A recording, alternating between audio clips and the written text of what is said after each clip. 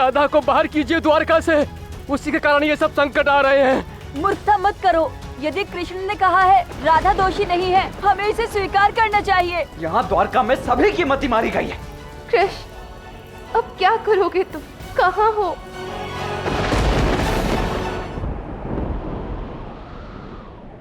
कान्हा, द्वारका संकट में है। सूर्यदेव दिन प्रतिदिन दुर्बल होते जा रहे हैं और तुम यहाँ मौन खड़े हो। कान्हा, कुछ करते क्यों नहीं? क्योंकि ये समय मेरे नहीं, राधा के कर्म का है।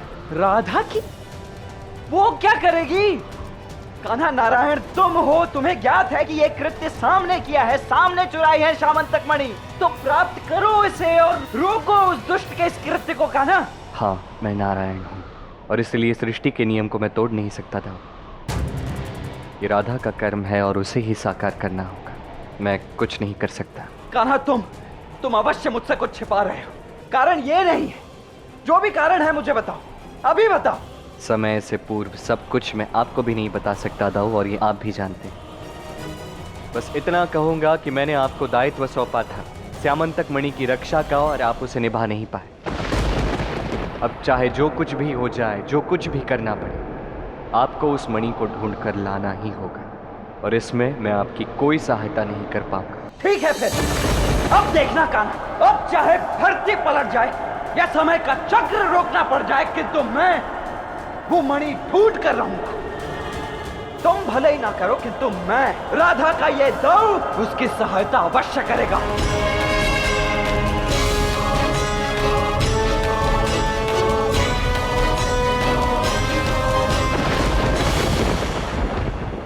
चंद्रदेव को प्रसन्न करने के लिए और द्वारका वासियों को अपनी ओर करने के लिए मुझे एक भयानक पराक्रम करना होगा। कैसा पराक्रम? चंद्रदेव को शीतलता अत्यंत प्रिय है ना, इसलिए मैं इतना शीतल हो जाऊंगा उनके तप में कि उन्हें प्रसन्न होकर मेरे समक्ष आना ही होगा। और इसलिए आज मैं उस जमती हुई झील में बैठकर चंद्रदेव की तपस्या करूंगा।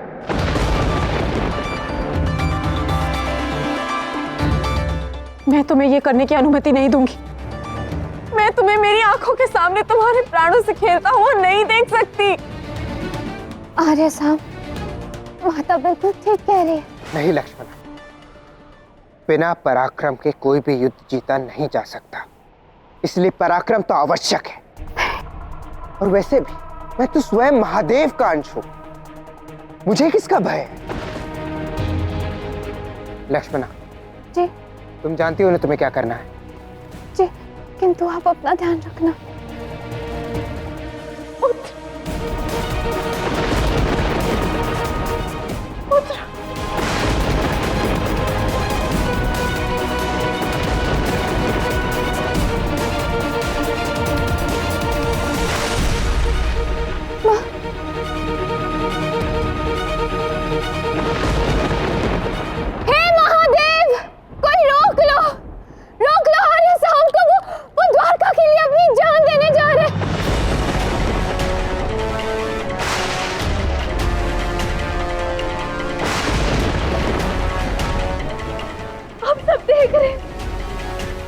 देखिए, द्वारका के सर पे आई हुई विपदा हटाने के लिए स्वयं युवराज साम अपने मृत्यु की ओर जा रहे हैं, कठिन तपस्या के लिए जा रहे हैं। हे महादेव, मेरे पति की रक्षा करना, उनके प्राणों की रक्षा करना, उनका मंतव्य सफल करना महादेव।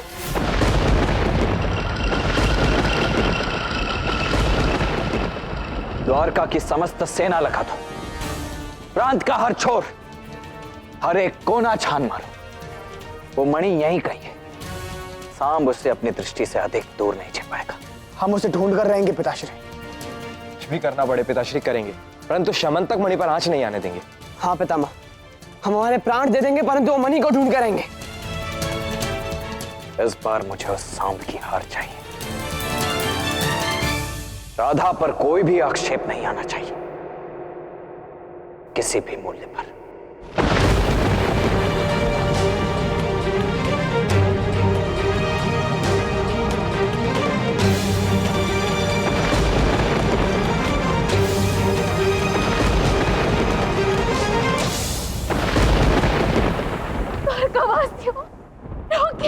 सांप को अपने प्राण देने जा रहे हैं।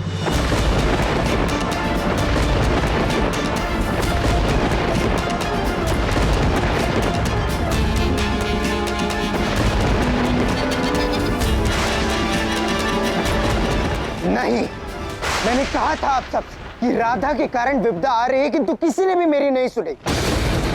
परंतु मुझे द्वारका से प्रिय और कुछ भी नहीं है। अब चाहे मेरे प्राण ही क्यों ना चले जाए, परंतु मैं द्वारका की रक्षा अवश्य करूंगा। युवराज ऐसा न कीजिए, रुक जाइए युवराज।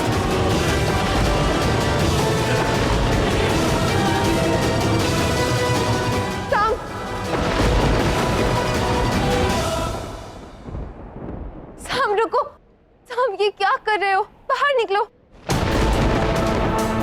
ऐसा दुस्साहस मत करो साम, बाहर निकलो।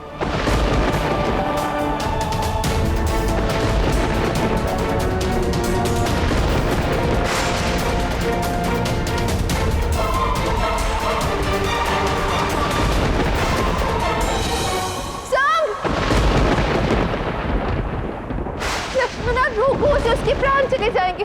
देखो अपना अभिनय बंद करिए श्री राधा।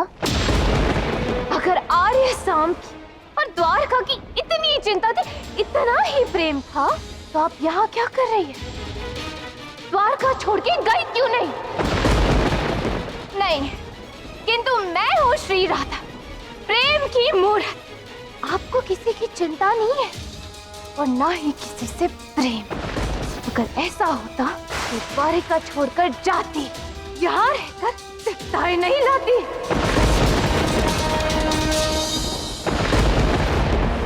देख रही हो अपने सबको, सब भूखे। यहाँ भोजन बनाने के लिए अग्नि नहीं, लोगों के मन में आशा नहीं बची है। और क्यों? क्योंकि ये सब आपके कारण हो रहा है श्री राधा।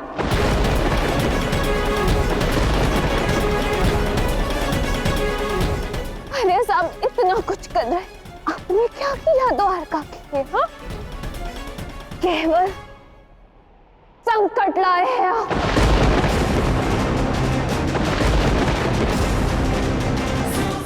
लक्ष्मण, तो भली भांति जानती हूँ ना कि ये सब झूठ है।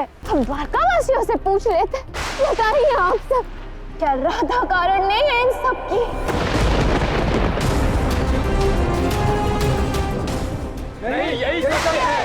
सारी समस्या का कारण केवल राधा है। राधा को जाना होगा।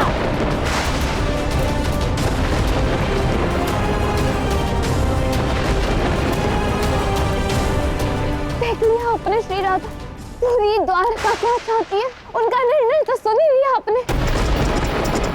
अब आपका निर्णय।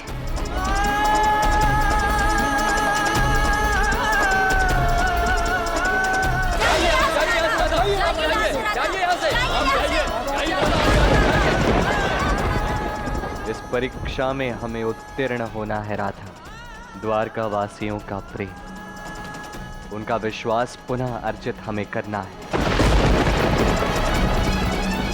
साम ने अपनी घृणा का दांव तो खेल लिया, अब समय आ गया है हमारे प्रेम की शक्ति दिखाने का।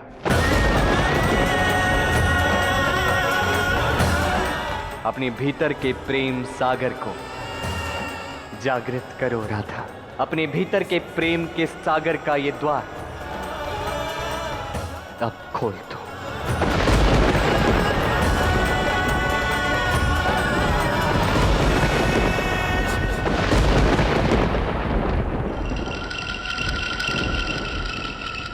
हे चंद्रदेव, आपको मेरे समक्ष प्रकट होना ही होगा, अन्यथा मैं साम आपके तप में अपने प्राणों की आहुति दे दूंगा।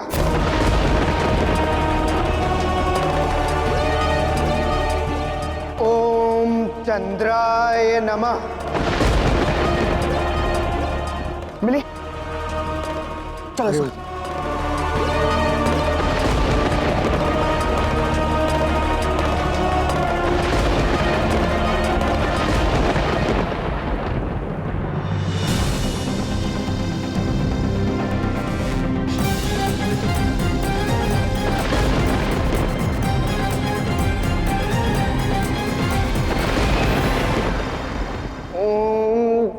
चंद्राय नमः। ओम चंद्राय नमः। ओम चंद्राय नमः। महादेव, ये साम चाहता क्या है? प्रलय। शाम मेरा रुद्रांश है, विनाश ही चाहेगा। किंतु महादेव, इसका अर्थ ये नहीं कि वो देवी राधा को इतना कष्ट दे। देखिए तो कितना सता रहा है वो राधा को। आप तो महादेव हैं, रोकिए अपने अंश को, बता दीजिए कि राधा कौन है। बोल दीजिए कि वो कितनी बड़ी भूल कर रहा है।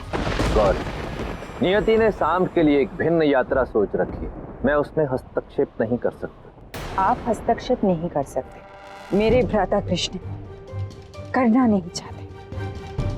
अब क्या साम आपके शीश से चंद्रमा ले जाएगा? महादेव, कम से कम आप साम की तपस्या तो रोक सकते हैं। गौर, भगवान अपने भक्त को तपस्या से भला कैसे रोक सकता है? अब आगे जो कुछ भी होगा वो प्रभु श्री हरि की इच्छा से होगा। क्या मेरा पुत्र अभी भी भीतर है? लक्ष्मण, आज 3 दिवस हो गए मेरे पुत्र को इस शीतल बर्फीले झील में गए हुए, अभी तक उसकी एक झलक नहीं देखी। पुत्र, बाहर आ जाओ, सरोवर जमने ही वाला है।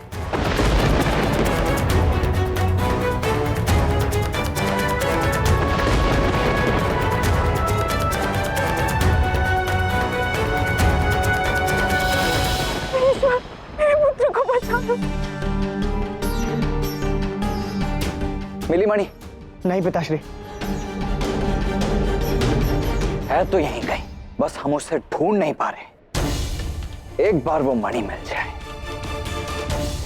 फिर शाम को मैं द्वारका से ही बाहर कर दूंगा। और पिताश्री, अगले 2 दिन में सप्तमी है, जिसमें दिन छोटा होता है और रात लंबी होती है, और उस दिन से हमारी द्वारका को कोई भी किसी भी तरह की हानि पहुंचा सकता है। हमने हर स्थान पर ढूंढा है पिताश्री, कोई स्थल शेष नहीं रहा। नहीं, एक स्थान है, दक्षिण की वो भयानक गुफाएं अभी शेष है। परंतु शाम काका वहां जाएंगे क्यों? वो तो अपवित्र स्थान है। इसीलिए अनिरुद्ध, क्योंकि अपवित्र लोग ऐसे अपवित्र स्थान पर ही जाते हैं। मेरा पुत्र बाहर कैसे आएगा? उसे कुछ हो गया तो? नहीं माता, आर्य शाम को कुछ नहीं होगा। आर्य शाम लौटेंगे, स्वस्थ लौटेंगे। किंतु माँ, आपको कुछ करना होगा। आर्य शाम की तपस्या भंग ना हो, इसलिए आपको आपकी सारी शक्तियों का उपयोग करना होगा। क्योंकि माता, बलराम ताऊ और सभी लोग सामंतक मणि ढूंढ रहे हैं, और यदि उन्हें मणि मिल गई तो आर्य शाम का प्रयास व्यर्थ हो जाएगा। मेरे पुत्र की तपस्या मैं विफल नहीं जाने दूंगी, फिर चाहे मेरे प्राण क्यों ना चले जाए।